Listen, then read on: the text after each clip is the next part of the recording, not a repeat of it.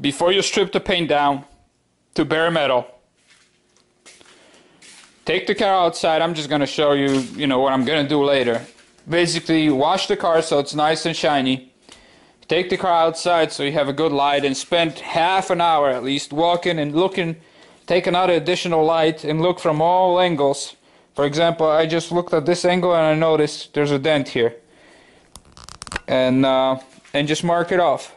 Put a cross where there's a little tiny dent, okay? And go around and find all these dents. And actually, this is a big dent here. Somebody hit it with a door or something. Well, it's not big, but it's very noticeable. So this I might be able to notice once I strip it to bare metal just by feeling it. But 99% of these little dents, you will never see them once you strip the paint down. Or even if you just you're painting over existing paint, and you're just taking a 600 grit paper and roughing it out. Once you rough it out, you won't see any of these dents. You can only see them when it's shiny. And I just noticed this one. I don't know if you can see it or not. There's a little crease like that. It looked like something was in the trunk when somebody slammed the trunk closed and actually popped it off. So again, I take a marker and I cross it right in the center of it. Obviously, if it's a long dent, then I pull a long line like this one. I'll make sure that I'll do this line here, right where it goes. And so what you do, you mark them all off, find them, spend extra time walking around. I found another one. I never saw it. Once I took that emblem off, it was kind of hidden by the emblem.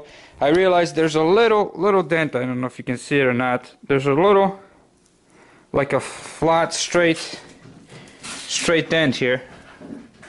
Kind of looks like that, but it's going in the wrong direction. So I marked that off.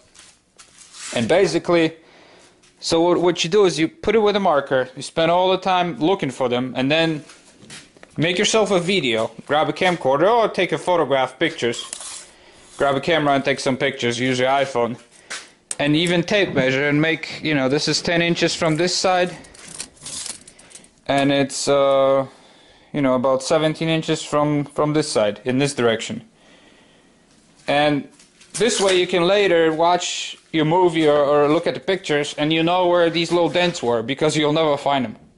I mean, you'll strip the paint down, you repaint it, put a brand new paint on it, then you'll be like, oh, look at this and this and this and that. Because they're just impossible to see. And I have a very high intensity 1400 luminance bicycle lamp that I use for mountain biking in the woods. That is very bright light, and I'm gonna shoot it, across all the bodywork. You're looking for any kind of waves or ripples or any kind of little dents. And like I said, mark them with a marker, put a tape measure, so you know where they are. And then, for example, this trim, the location of this trim, I peeled it off, but for me to know where exactly apply the new trim once I buy it, so again, I'm gonna make a video. Use a flexible vinyl tape and then measure off the top or measure from the bottom, and take even pictures, exactly measure this, how far the original trim went, because once you strip it and you won't know exactly where all, but you can actually see from the marks where the old trim ended. See, this one has to end short, because when the door opens, if you put the trim all the way to the top, to the end of the door, when the door opens, it's gonna hit this one. So it's stuff like that, before you start removing paint, make sure you take pictures and you take a video just to see how everything works. Definitely, even taking things apart, you take a video and you got to put parts in certain areas so keep it organized, because you're gonna have a few hundred screws, and they're all sheet metal screws, and they all pretty much look the same. And you'll never figure out which one went where, unless you made notes and organize everything. But